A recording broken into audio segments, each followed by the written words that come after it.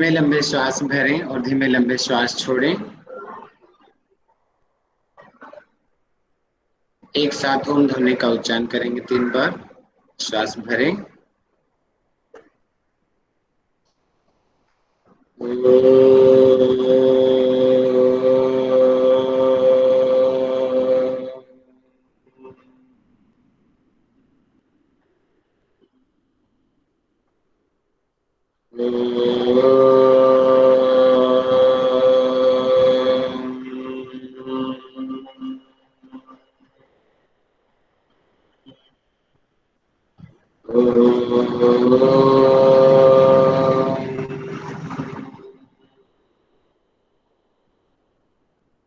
ओम गुरु ब्रह्मा गुरुर्विष्णु गुरुर्देवो महेश्वरा गुरु साक्षात् परब्रह्मा तस्मै श्री गुरुवे नमः।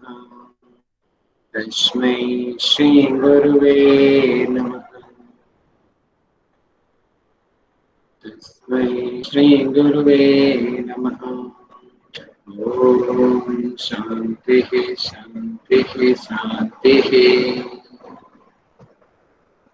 हाथों को रब करें। अपनी आंखों पर लगाएं, पूरे चेहरे पर। धीरे से आंखें खोलें। सभी को सादर प्रणाम। नाम सर। ओम सर। हम कर रहे थे ओम जी। ओम शांति। हमने हठयोग प्रदीपिका का द्वितीय उपदेश हम स्टार्ट कर रहे हैं।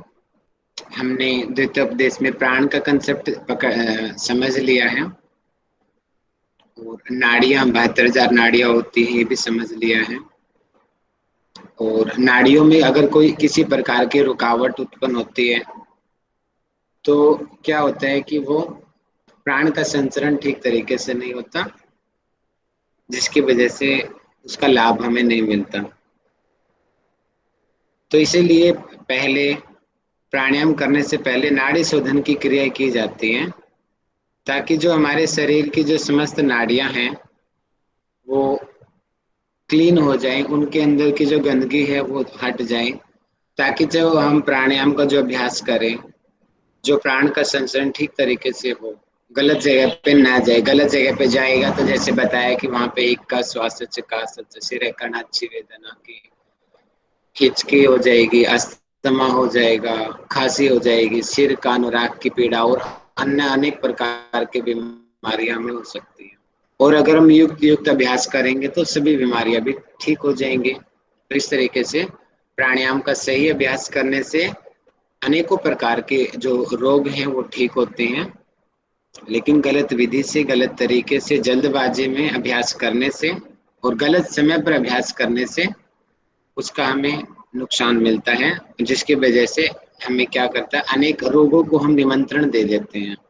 हमारा शरीर अनेक रोगों का शिकार हो जाता है। इसीलिए उसकी सही विधि को जानना आवश्यक है। अलग अलग ग्रंथों में अलग अलग प्राणायाम बताए गए हैं और उसके अलावा और भी जो योग के आसन हैं, षटकर्म बताए गए हैं। तो हठयोग प्रदीपिका में द्वितीय उपदेश में सबसे पहले नाड़ी शुद्धि की क्रिया बताई गई है। उसके बाद में षटकर्म का वर्णन है। षटकर्मों के बाद में बंधों का वर्णन है, बंधों की जो सही विधि क्या है।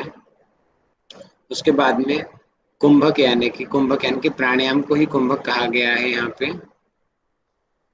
तो इस तरीके से सेकंड चैप्टर में इन 4 चीजों का मुख्य रूप से वर्णन मिलता है।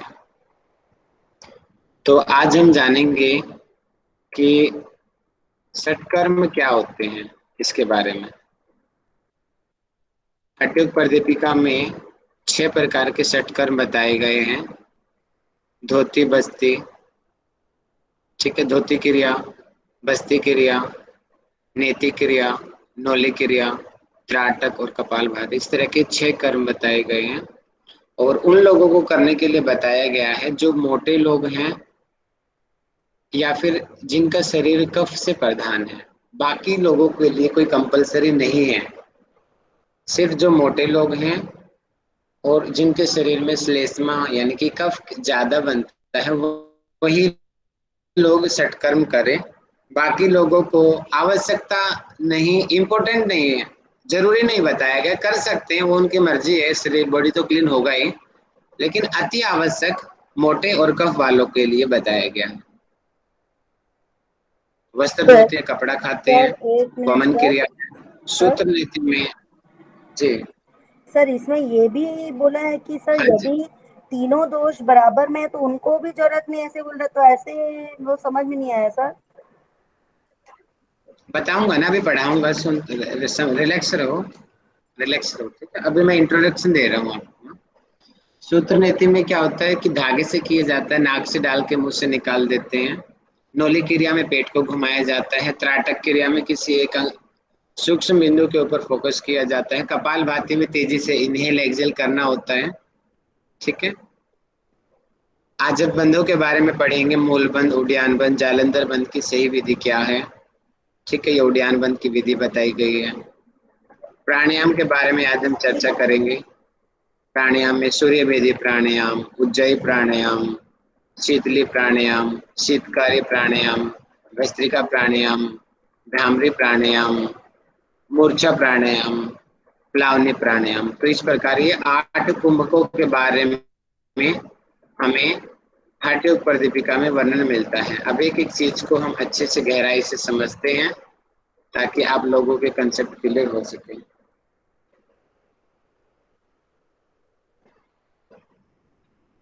मेरी स्क्रीन सब लोगों को विजिबल तो होगी ना? Yes sir. Yes sir. Thank you. हमने लास्ट टाइम पढ़ लिया था, युक्त युक्त तक पढ़ा था हमने, यहाँ तक पढ़ लिया था नाड़ी शुद्धि के लक्षण। अब युक्त युक्त का अभ्यास किया जब हमने यहाँ पे श्लोक संख्या 18 में, मतलब कि किस समय पूरा करना चाहिए, युक्त युक्त त्यजेत, कब हमें त्यजेत मतलब कि एक्सेल करना है, पूरी मतलब कि कब सांस लेना है, कब उसको रोकना है। इसका जब युक्त युक्त सही सही तरीके से अभ्यास करेंगे तो हमें सिद्धि मिलेगी। उस सिद्धि के कुछ लक्षण भी होंगे, उसके बारे में यहाँ पे बताया गया है कि मतलब कि सिद्धि क्या है। हमारी सबसे पहली सिद्धि तो हमारा शरीर हेल्दी हो जाएगा। और शरीर हेल्दी कब होगा? जब हमारी जो नाड़ियां हैं, नाड़ियों के अंदर जो अवशेष रूपी जो विजातीय तत्व भरा पड़ा है, टॉक्सिक मैटर भरा पड़ा, जब वो हट जाएगा तो हमारा शरीर अपने आप ही स्वस्थ हो जाएगा और सिद्ध होने लगेगा। तो यानी कि यहाँ पे बताया गया है कि यदा तो नाड़ी शुद्धि स्यात् चिन्हानि तदा चिन्हानि बाह्यते, मतलब कि जब जब क्या होगा कि नाड़ी शुद्धि होने लगेगी तो बाहर लक्षण प्रकट होने लग जाते हैं। मतलब कि एक तरीके से उस आदमी को हम देख के ही बता सकते हैं कि इस व्यक्ति की नाड़ी शुद्धि हो चुकी है। कुछ एक लक्षण होते हैं ना सिद्ध योगियों के, अच्छे व्यक्तियों के, कि आदमी कोई अच्छा है, अच्छा आदमी देख के ही बता देते हैं हाँ ये बहुत अच्छा आदमी है। और कईयों में देख के ही ऐसी फीलिंग आती है अरे ये तो बेकार सा आदमी है, इसके सही, इसके पास जाने का मन नहीं करता। तो एक ओरा होता है, एक ओज होता है, ठीक है। उसकी यहाँ पे डायरेक्टली बात की जा रही है कि जिसकी नाड़ी शुद्धि हो जाएगी उसका क्या होगा? कायस्य कृशता, कायस्य मतलब कि शरीर, कृशता मतलब कि पतला, उसका शरीर पतला हो जाएगा। अर्थात योगी का व्यक्ति जो योगी होगा वो मोटा नहीं हो सकता, यहाँ पे ये कहा जा रहा है। कांति, कांति का मतलब होता है एक तरीके से तेज, यानी कि चमक, ओज जिसको हम कहते हैं कि अलग से वो सफेद हो काला हो इससे मैटर नहीं करता है, चाहे वो उसका रंग काला ही क्यों ना हो, लेकिन एक कांति होगी, एक चमक होगी उसके चेहरे में, उसकी ओज में, उसके बोलने में, उसके हाव भाव में, उसके व्यवहार में, कि जिससे सभी लोग अपने आप ही खींचे चले जाएंगे उसकी तरफ। जायते निश्चितम, ऐसे लक्षण उसमें होने लगेंगे जब नाड़ी शुद्धि होगी, शरीर पतला हो जाएगा और कांति आ जाएगी शरीर में। और इसके अलावा जो सबसे विशेष है, एग्जाम में आने की मोस्ट पॉसिबिलिटी है ये वाला, कि और क्या क्या हो सकता है उसमें, यथेष्ट धारणम वायु अनलस्य परदीपनम नाधा विभक्ति आरोग्यम जायते नाड़ी शोधनात्। नेट के पेपर में क्वेश्चन पूछा जा चुका है कि जब हमारी नाड़ी शुद्धि हो जाएगी, नाड़ी शुद्धि का हम अच्छे से अभ्यास कर लेंगे तो क्या होगा? यथेष्ट धारणम वायु, जितनी देर हम सांस को रोकना चाहें उतनी देर हम रोक सकते हैं, यथेष्ट मतलब कि इच्छा अनुसार धारण कर सकते हैं उस वायु को। अनलस्य प्रदीपनम, बताया था मैंने 13 प्रकार की अग्नियां होती हैं, 5 भूत अग्नि, 7 धातु अग्नि, 1 जठराग्नि। अनलस्य मतलब कि जो अग्नियां हैं शरीर में 13 प्रकार की, वो प्रदीप्त हो जाती हैं। नादा विभक्ति आरोग्यम, कि उसके अंदर एक नाद सुनने लग जाता है, नाद ध्वनि।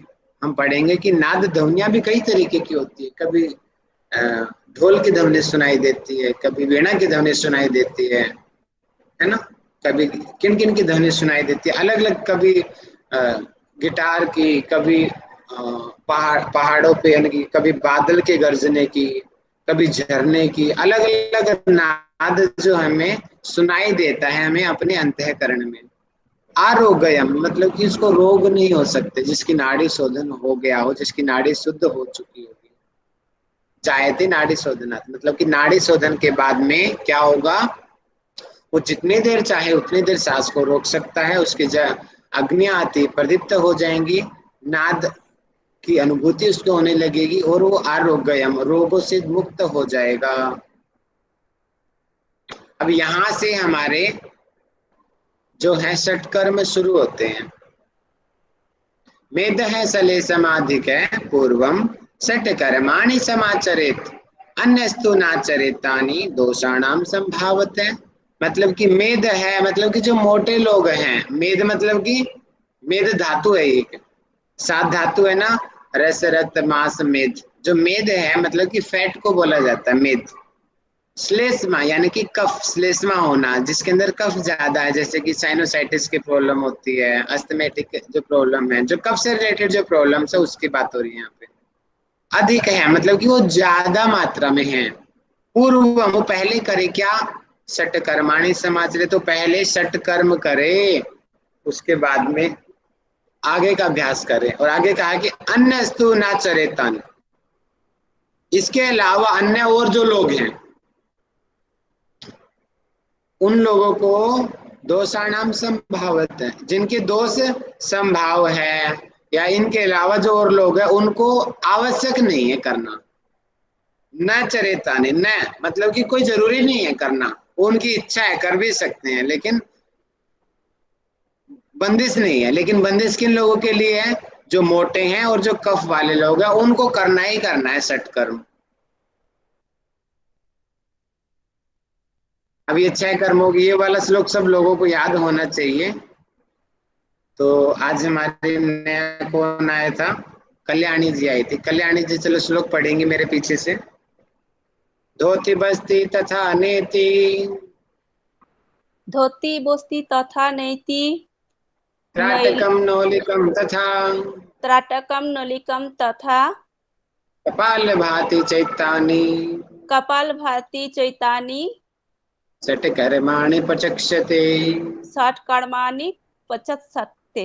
बहुत बढ़िया, माइक बंद कर लीजिए। अभी सभी लोग पीछे से दोहराएंगे। धोती बस्ती तथा नेति, त्राटकम नौलिकम तथा, कपाल भाति चैतानि, षट्कर्माणि पचक्षते।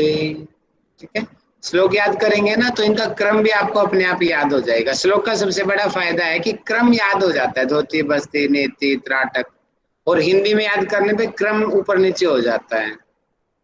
इसलिए आप इम्पोर्टेंट के तो श्लोक ही याद करो डायरेक्ट आप लोग, ठीक है। अब आगे इसकी इम्पोर्टेंस बताई गई। कर्म षटकम इदम गोप्यम घट शोधन कारकम विचित्र गुण संधाई पूज्यते योगी। एक इनको क्या होता है, जो 6 प्रकार के जो कर्म है वो अति गोपनीय हैं। घट शोधनम, उससे शरीर की शुद्धि होती है। विचित्र गुण संधाई, उससे अनेकों प्रकार की जो है सिद्धियां मिलती है, और योगियों के द्वारा ये पूजे गए हैं षटकर्म।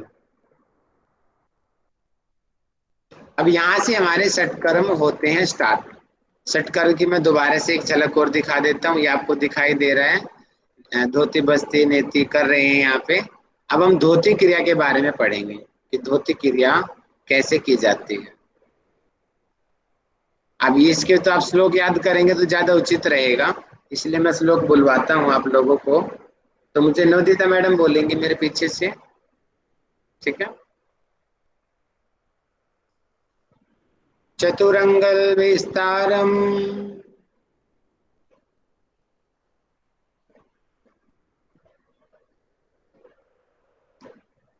गरिमा जी बोलेंगी पीछे से, चतुरंगल विस्तारम, चतुरंग विस्तारम, हस्त पंचदशायतम, हस्त पंचदशायतम, गुरुपदिष्ट मार्गेण, गुरुपदिष्ट मार्गेण, सिक्तं वस्त्रं सनिर्गसेत्, सिक्तं वस्त्रं सनर्गसेत्, पुनः प्रत्याहारे च, पुनः प्रत्याहारे च, उदितं धोति कर्म तत्। उदितं धौति कर्म तत्। इसका मतलब क्या कहा जा रहा है यहाँ पे कि चतुरंगल विस्तारम, मतलब कि इसकी जो चौड़ाई है वो 4 अंगुल होनी चाहिए, जैसे कि, और हस्त पंचदाय दशायतम, मान लेते हैं कि एक पट्टी है, ठीक है, यानी कि ये जो इसकी चौड़ाई है इस पट्टी की, ये होनी चाहिए 4 उंगल, ये बताई गई 4 उंगल, और इसकी जो लेंथ बताई गई है वो बताई गई है 15 हाथ। हाथ बताया गया है तो हाथ ही आप लोग याद करेंगे, हाथ की यूनिट में, पेपर में हाथ ही आएगा, वहां पे फिट नहीं आएगा, ठीक है। तो आगे क्या कहा गया कि 4 अंगुल चौड़ा हो, 15 हाथ लंबा हो, गुरुपदिष्ट मार्गेण, गुरु ने जैसे मार्गदर्शन किया हो, जैसे बताया हो कि इस तरीके से आपको लेना है। सिक्तम यानी कि गीला कपड़ा लेना है, सीता सिक्तम गीला, वस्त्रम कपड़ा होना चाहिए, स्नई ग्रसित, धीरे धीरे उसको ग्रसित घर्षण कर लेना, उसको खा लेना, निगल लेना उसको, पुनः प्रत्याहार, उसको दोबारा से बाहर निकाल देना है, उदितम धोती कर्म तत्, इसको क्या कहते हैं हम, धोती कर्म कहते हैं। धोती की ये आगे वाली, ये रहा धोती कर्म की, जो इसकी चौड़ाई है ये भी देखो पिक्चर में दिख रही है, लगभग 4 उंगल चौड़ाई की इसकी चौड़ाई है, और 15 हाथ लंबी होती है। और सामान्य रूप से आधुनिक समय जब करते हैं तो इस तरीके से कपड़ा ये बर्तन रख लेते हैं और इस कागासन में बैठ के अभ्यास करते हैं सामान्य रूप से, लेकिन इसमें आसन का वर्णन नहीं कहा गया कि किस आसन में बैठ के करनी है। सर सर सर एक बार बार मैसेज आ रहा है यूनिवर्सिटी से। जी हेलो सर, जी कुछ बोलिए। मैसेज आ रहा है यूनिवर्सिटी से कि वो कुछ 2 बजे वो है सर, कोई राज्यपाल और वो वाइस चांसलर सर का कुछ है, वो वेबिनार है कुछ, उसको ज्वाइन करना जरूरी है एकदम दो से बजे बिना बिना बिना किसी मैसेज के सरप्राइज देते हैं यूनिवर्सिटी वाले हैं। सर अभी आ रहा है, मैं देखी, अभी तो कट गया था इसीलिए, तो मैं देखी, इसीलिए आप देखिए सर, कुछ आ तो रहा है उसमें, अनिवार्य भी कर रखा है, सबको अनिवार्य है, देखिए सर। चलो जी मैं छोड़ देता हूँ, और क्या करें फिर, है ना। सर एक बार आप आप अपने लोगों से का पूछ नुकसान लीजिए ना। होगा, मैं नहीं करता ज्यादा बात, ठीक है, मैं छुट्टी कर दूंगा, ओके। आप जितना हो रहा है 1 मिनट पढ़ लीजिए, ठीक है। कास्य श्वास फली है कुष्ठम, कफ रोगाश्च विंशति, धोती कर्म प्रभावेन परयांत येव न संशय है, मतलब कि धोती कर्म के क्या क्या फायदे होंगे। कास, कास यानी कि जो खांसी ठीक हो जाएगी, श्वास यानी कि अस्थमा ठीक हो जाएगा, प्लीहा, प्लीहा का जो रोग होते हैं स्प्लिन डिजीज ठीक हो जाएंगी, कुष्ठम यानी कि जो कुष्ठ रोग है, स्किन प्रॉब्लम है वो ठीक हो जाएगी, कफ रोगा से विंशति, 20 प्रकार के जो कफ रोग है वो ठीक हो जाएंगे। किससे ठीक हो जाएंगे, धोती कर्म से, ये बहुत बार नेट के पेपर में भी पूछा जा चुका है, ये श्लोक आप अच्छे से याद कर लेना। गज करने का अलग से कोई वर्णन नहीं है तो इसको नहीं भी पढ़ेंगे तो चलेगा, क्योंकि मुख्य षट कर्मों में इसका नाम नहीं लिया जाता। बस्ती के बारे में पढ़ते हैं, नाभिदग्न जले पायु, नेस्तनालोत्कटासन है, आधार कुंचनम कुर्यात, छालनम बस्ति कर्म तत्, क्या है कि नाभि पर्यंत पानी में खड़ जाना है। पायु मतलब कि जो गुदा द्वार है उसमें क्या करना है, नेस्त नालोत्कटासन है कि उसमें एक क्या है कि नले डाल देने हैं गुदा द्वार के अंदर, जैसे कि यहाँ पे पिक्चर में यहाँ पर तो बैठ के बताया गया है, अच्छा इसमें नहीं दिया हुआ, ये रहा, यहाँ पे ये वाला दिखाई दे रहा होगा आपको, ये तो बैठ के दिखाया हुआ है। इसी प्रकार उत्कट आसन में ये नली लगा लेनी है, पाइप नहीं लगेगी, खाली छोटी सी नली लगेगी 3-4 अंगुल की। और चलते बहते पानी में सामान्य रूप से किया जाता है, और साफ पानी होना चाहिए, नाभि तक का पानी होना चाहिए, ठीक है। और इससे क्या हो, फिर बाद में क्या करना है, आधार कुंचनम, मतलब कि मूलबंध को लगा लेना है, छालनम धो देना है। किस क्या धुलेगा, जो हमारा मलाशय है या जो बड़ी आता है वो साफ होएगी, इसको बस्ती कर्म कहते हैं। इसके लाभ क्या है, हम आज सटकर्म कर लेते हैं, मैं आपको छोड़ दूंगा, ठीक है, 2-5 पे छोड़ देंगे आपको। गुल्म फली होदरम चापी वात पित्त कफोद्भवा बस्ती कर्म प्रभावेन क्षीयन्ते सकला मया। कि क्या होगा बस्ती कर्म करने से, गुल्म यानी कि वायु गैस की जो प्रॉब्लम है वायु गोलर से रिलेटेड, वो ठीक हो जाएगी। प्लीहा यानी कि स्प्लीन डिजीज ठीक हो जाएगी। उदरम यानी कि पेट की जो बीमारियां हैं वो ठीक हो जाएंगी। वात पित्त कफोद्भवा यानी कि ये ध्यान रखना, ऐसा सटकर्म है कि वात पित्त कफ तीनों में लाभ करता है, ध्यान दीजिए, कोई भी कर सकते हैं बस्ती को। बस्ती कर्म प्रभावेन क्षीयन्ते सकल मया, की समस्त प्रकार के दोष बस्ती से ठीक हो जाते हैं। इसके अलावा और बताए गए हैं, धात्वीन्द्रियन्तःकरण प्रसादम ददाच्च कांति दहन प्रदीप्तम अशेष दोषोपचयम निहन्यात् अभ्यसमानम जल बस्ती कर्म। मतलब कि जल बस्ती कर्म एक ही प्रकार की बस्ती का वर्णन है हठयोग प्रदीपिका में। और बताएं मुझे माइक खोल के घेरण संहिता में कितने प्रकार की बस्ती बताई गई है? दो बस्ती, जल बस्ती, थल वेरी गुड। बस्ती। जल और घेरण में 2 बताई गई है, हठ योग में सारे सटकर्म एक एक प्रकार के बताए गए हैं।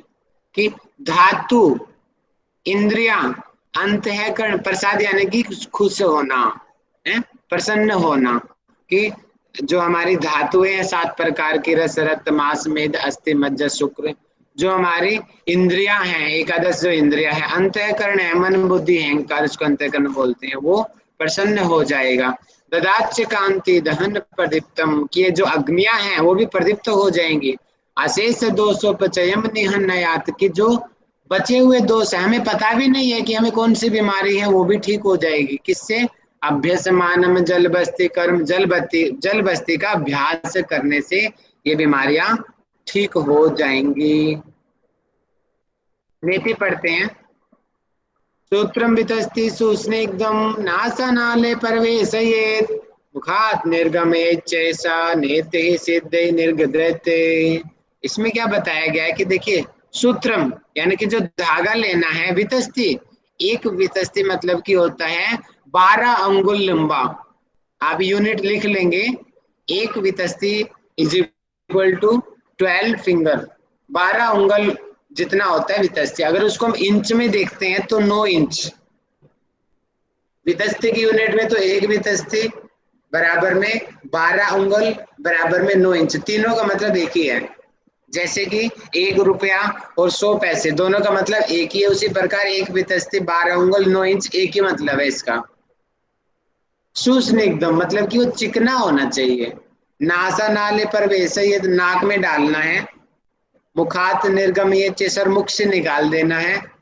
नेति ही सिद्धि निर्गदत्ते, योगी जन इसको करते हैं और इसको नेति कहते हैं। अब नेति के लाभ क्या बताए गए हैं, इसका आप पिक्चर भी देख लीजिए नेति का एक बार। ये रहा, देखिए, नाक में डाला और मुंह से निकाल दिया, चिकना धागा होना चाहिए, इसको नेति कहते हैं। अब इसके लाभ यहाँ पे बताए गए हैं। सर ये रबड़ से भी होता है ना? वो आधुनिक युग में करते हैं, रबड़ से भी करते हैं, आधुनिक समय में तो जल से भी करते हैं, घी से भी करते हैं, दूध से भी करते हैं, बहुत सारे तरीके हैं करने के। लेकिन जो ग्रंथ में बताया गया है, ग्रंथ में सिर्फ धागे से बताया गया है, सूत्र से चिकना होना चाहिए और 12 उंगल लंबा होना चाहिए, ग्रंथ में ये बताया गया। बाकी आप अपने तरीके से कुछ भी कर लो। Okay sir. कपाल शोधनी चैव दिव्य दृष्टि प्रदायनी जत्रोर्ध जात रोगम नेति रासु निहंति च। कि मतलब कि कपाल का शोधन होता है, दिव्य दृष्टि प्राप्त होती है हमें। जत्रुर्ध मतलब कि जत्रु यानी कि जो हमारी ये जो हड्डी होती है ना, क्लेविकल बोन बोलते हैं इसको, हंसली की हड्डी हिंदी में कहते हैं, जो हमारी कंधे की और गर्दन के बीच में होती है। इसके ऊपर कौन आ गया, हमारी गला भी आ गया, गले में थायराइड पैराथायराइड की प्रॉब्लम भी आ गई है, टॉन्सिल की प्रॉब्लम भी आ गई है, मुख आ गया, सिर आ गया। चतुर्थ जात यानी कि इस कंधे की हंसली की हड्डी से ऊपर के सारे रोग ठीक हो जाते हैं। नेतिरासु निहंती च, नाश हो जाता है उन रोगों का। काटक कर्म निरीक्षेत निश्चल दृशा सूक्ष्म लक्षम समाहित है अश्रु संपात पर्यंतम आचार्य त्राटकम स्मृतम।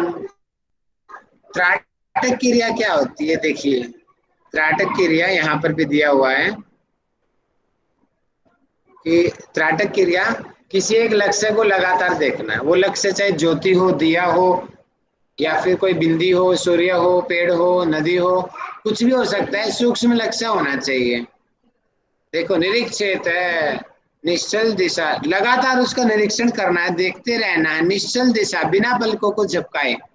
सूक्ष्म लक्ष्य समाहित है, छोटे लक्ष्य को, छोटा लक्ष्य कुछ भी हो सकता है, उसको बिना आंखें झपकाए देखना है। और कब तक, अश्रु संपात पर्यंतम, जब तक आंखों से आंसू ना आ जाए तब तक करते रहना है। और आचार्य जो लोग रहे हैं उन्होंने त्राटकम स्मृतम, इसको त्राटक कहते हैं।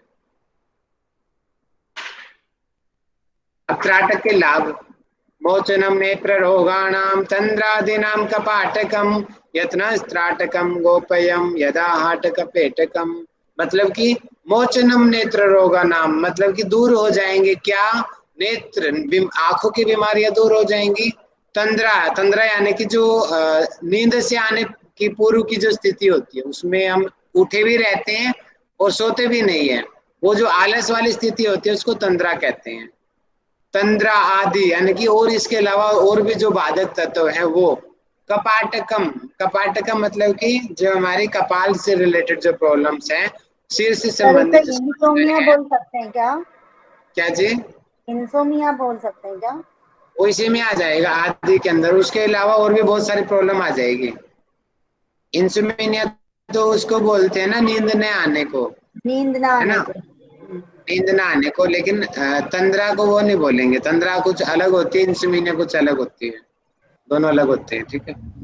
कपाटक मतलब कि जो हमारे कपाल से, जो माथे से रिलेटेड जो प्रॉब्लम्स हैं, जो हमारे सिर से संबंधित जो प्रॉब्लम्स है वो दूर हो जाएंगी। यत्नस्त त्राटकम गोपयम, यानी कि यत्न पूर्वक, अभ्यास पूर्वक त्राटक को करना चाहिए। और गोपयम अति गोपनीय है, गुप्त है। ये क्वेश्चन नेट के पेपर में पूछा गया था। यथा हाटक पेटकम, यानी कि किस तरीके से गुप्त रखना चाहिए। जैसे कि आप लोगों ने देखा होगा ना कि सोने की पेटी होती है, सोने की पेटी, आपके घर में भी छोटी सी कोई आपका कंगन हो, आपके जेवर हो, आप कितने संभाल के रखते हो ना, उसी प्रकार यहाँ पे त्राटक क्रिया को बताया गया कि ये इतना ज्यादा इंपॉर्टेंट है कि जैसे आप सोने की पेटी को संभाल के रखते हो, उसी प्रकार इस क्रिया को भी संभाल के रखना चाहिए। हर किसी को नहीं बतानी चाहिए, इस तरीके से यहाँ पे बताया गया है। और हड्डियों के और भी जितने अभ्यास है सबको कहा गया है कि गुप्त रखो। ज्यादा आप प्रचारित करोगे तो आपको उसका लाभ नहीं मिलेगा, जो सिद्धियां हैं वो समाप्त हो जाएंगी। इसीलिए जो वास्तविक जो योगी होते हैं, अधिकतर जो होते हैं गुप्त रहते हैं, वो उनको सिद्धियां मिलती हैं लेकिन वो बताते नहीं उन सिद्धियों को। नौली कर्म जो होता है, मतलब कि पेट को घुमाने वाली जो क्रिया होती है उसको नौली कर्म बोलते हैं। जैसे कि ये दिखाई दे रहा है कि पेट को, ये मध्यमा नौली किया हुआ, इस तरीके से लेफ्ट साइड ले जाएगा तो वाम नौली, राइट साइड ले जाएगा तो दक्ष नौली, और घुमा देगा तो भ्रमर नौली, ठीक है। लेकिन हठयोग प्रदीपिका में सिर्फ एक प्रकार की नौली का वर्णन है। अमंदवर्त वेगेन तुंदम सव्याप सव्यत हतांशु ब्राह्मयेते सा नौलि सिद्ध ही प्रचक्षते। अमंदावर्त मतलब कि तेजी से घुमाना है, किसको, तुंदम यानी कि पेट को घुमाना, सव्य यानी कि क्लॉकवाइज, और असव्य मतलब कि एंटी क्लॉकवाइज। क्लॉक और एंटी क्लॉक घुमाना है पेट को। नतांशु ब्राह्मयेते सा यानी कि इस प्रकार इसको बार बार करते रहना है, दाएं से बाएं, बाएं से नतांशु, आगे की तरफ हल्का झुक के करना है, और भ्रमर की तरह घुमाना है। इसको जो सिद्ध लोग होते हैं नौली क्रिया के नाम से जानते हैं कि हल्का सा कंधे को आगे झुकाना है, और पेट को जो क्या करना, तेजी से लेफ्ट राइट करके घुमा देना है, जैसे कि भंवरा जो भ्रमर घूमता है ना, भ्रमर की तरह तेजी से, उस प्रकार इसको डोली क्रिया कहते हैं।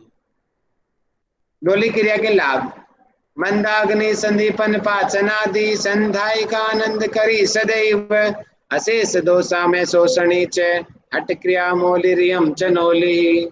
मतलब कि क्या क्या गया कि नोली क्रिया करने से क्या होता है कि जो आपकी मंद अग्नि है वो अग्नियां आपकी प्रदीप्त हो जाएंगी, संदीप्त यानी कि प्रदीप्त हो जाएंगी, उसका डाइजेशन स्लो है तो वो अपने आप ही ठीक हो जाएगा, मेटाबॉलिज्म रेट उसका। पाचन आदि संधाई का आनंद करे, यानी कि इससे हमेशा ही आनंद मिलता है, किससे? डोली क्रिया से। अशेष दोषों में शोषण, यानी कि जो रोग हमें पता भी नहीं है वो रोग भी हमारे ठीक हो जाएंगे। हट क्रिया मोलिरियम चेनोली, क्वेश्चन पूछा गया था नेट के पेपर में कि 6 षटकर्मों में सबसे श्रेष्ठ षटकर्म कौन सा है, तो आप कहेंगे कि नोलिक कर्म सबसे श्रेष्ठ कर्म बताया गया है हठ योग प्रदीपिका में। और आज का लास्ट श्लोक हम पढ़ते हैं, वस्त्रावल्लोकारस्य रेच पुरौ संभ्रमौ कपाल भातिर्विख्याता कफ दोष विशोषणी। कि मतलब कि वस्त्रावल यानी कि धोखने की तरह है, उसको बार बार इनहेल एक्सेल करना है, रेचक पूरक करना है। ध्यान दीजिए, आधुनिक समय में हम खाली सांस को छोड़ते हैं, बार बार एक्सेल करते हैं, उसको कपाल भाति कहते हैं। लेकिन मूल ग्रंथ में क्या कहा गया है कि रेचक पूरक दोनों करना है बराबर है, और तेजी से करना है धोखने की तरह। कपाल भाति विख्यात है, इसको विख्यात है ये कपाल भाति के नाम से। और इसका लाभ क्या है? कफ दोष विशोषणी की जो कफ संबंधी जो प्रॉब्लम होती है, 20 प्रकार के कफ बताए गए हैं, वो कफ कपाल भाति को करने से ठीक हो जाते हैं, दूर हो जाते हैं। कपाल भाति के पिक्चर में आपको दिखा देता हूँ, ये रहा। सांस लेना है फोर्सफुली और छोड़ना है, इसको कपाल भाति कहते हैं। ठीक है जी। और पेट की मूवमेंट होती है, यहाँ पे पेट की मूवमेंट की कोई चर्चा नहीं है इस ग्रंथ के अंदर, लेकिन आधुनिक परिप्रेक्ष्य में पेट पे बड़ा फोकस किया जाता है। जब एक्सेल करते हैं तो पेट अंदर जाता है। लेकिन फिर कह रहा हूं मैं, मूल ग्रंथ को आपको पढ़ना है, मूल ग्रंथ में क्या क्या किन किन बातों का प्रयोग किया गया है आप लोगों को उनका पता होना चाहिए। ये नहीं कि मैं तो ऐसा करती हूँ जी, आपका अपना अनुभव नहीं देना है, अपना अनुभव अलग देना है, ग्रंथ का अनुभव अलग रखना है, तो इसलिए दोनों को अलग अलग आप लोगों को याद करना है। ठीक है, तो आज का आपका समय भी हो गया, काफी ले लिया मैंने, कोई बात नहीं। मुझे प्राणायाम भी करवाने थे लेकिन आपका समय हो गया, प्राणायाम हम कल कर लेंगे। ठीक है, तो किसी को कुछ मुख्य डाउट हो तो बता दीजिए, फिर मैं शांति पाठ करता हूँ। सर सर जी हाँ सर जी, बताइए। 23 नंबर श्लोक में बोला गया है कि जितने ये षटकर्म है उसको गोपनीय रखना है, और उसको भी बोला गया है कि गोपनीय रखना है। हाँ जी। सर नेट के एग्जाम में मैं क्वेश्चन देखी, उसमें यही लिखा था कि मतलब 4 षटकर्म दिए थे, उसमें से किसी एक को चूज करना है कि गोपनीय है। तो सर इसमें आंसर त्राटक लिया है, लेकिन सबको गोपनीय तो रखना है ना षटकर्म में। देखिए, गोपनीय तो सारे बताए गए हैं, हठ योग की जितनी भी क्रियाएं हैं सभी गोपनीय बताई गई हैं। लेकिन जब क्वेश्चन जब ऐसे अगर आ गया तो हमें देखना है कि पर्टिकुलर गोपनीय शब्द किसके अंदर यूज किया है। तो पर्टिकुलर त्राटक के अंदर यूज किया गया है कि यदा हाट कपेटकम, जैसे सोने की पट्टी को संभाल के रखा जाता है उस प्रकार त्राटक कर्म को संभाल के रखना चाहिए। बाकियों में इस तरीके का वर्णन नहीं मिलता ना बाकी श्लोकों में। जी जी, गुप्त तो रखते हैं लेकिन मुख्यतः त्राटक आ गया औरों के मुकाबले। ठीक है जी सर। और कोई डाउट किसी का?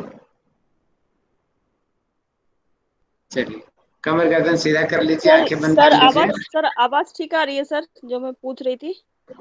हाँ जी आवाज आ रही बताइए ममता, बताओ जी ममता नाम बताइए। सर ये अधम कोटि, मध्यम कोटि और उत्तम कोटि जो है वो जैसे ये प्रारंभिक स्थिति है, अभी हमने अपना शोधन स्टार्ट किया है और हठ योग में जा रहे हैं, तो अभी तो स्थिति प्रथम है। तो अधम कोटि शारीरिक दृष्टि से बोला गया है या फिर आध्यात्मिक दृष्टि से बोला गया है? मध्यम, मध्यम और उत्तम को स्थिति बताई गई है अधम कोटि के साथ। जैसे कि आप लगा लो ना कि फर्स्ट ईयर वालों को बोलते हैं जूनियर हैं और थर्ड ईयर वालों को सीनियर बोलते हैं ना। सामान्य रूप से दृष्टिकोण रहता है कि जूनियर बच्चों को कम पता होगा, सीनियर को ज्यादा नॉलेज होगी क्योंकि वो सीनियर हैं। तो ऐसे ही उत्तम कोटि का साधक होंगे, तो जो फर्स्ट ईयर वाले हैं वो निम्न कोटि का अधम कोटि के साधक हैं, अब सेकंड ईयर वाले हैं वो मध्य कोटि इसमें के विशेषता साधक हैं, इसका शारीरिक और थर्ड ईयर उसमें वाले उत्तम कोटि के। उत्तम कोटि का मतलब कि उनकी साधना का स्तर बढ़ गया है, उसका मतलब ये। अच्छा ठीक है, चलिए समय काफी हो गया, हम शांति पाठ करते हैं। कमर गर्दन सीधी, आंखें बंद कर लीजिए। सर ओम द्यो शांतिरंतरिक्षधम शांति पृथ्वी शांतिरापः शांतिरोषधयः शांतिः वनस्पतयः शांतिर्विश्वे देवा शांति ब्रह्मा शांति सर्वधम शांति शांतिरेव शांति सामा शांतिरेधि। ओम शांति शांति शांति।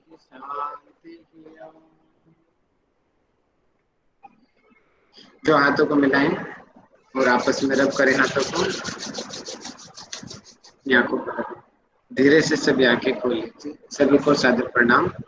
हम कल मिलेंगे और कल हम प्राणायाम का चैप्टर कंप्लीट करके सेकंड पूरे जो द्वितीय उपदेश को हटियो के कंप्लीट कर लेंगे। वो 3 से 4 दिन और लूंगा मैं, आपका कंप्लीट हो जाएगा और उसके बाद में आप लोगों की असेसमेंट ली जाएगी जैसे हमने भागवत गीता की लिया था। और मैं फिर से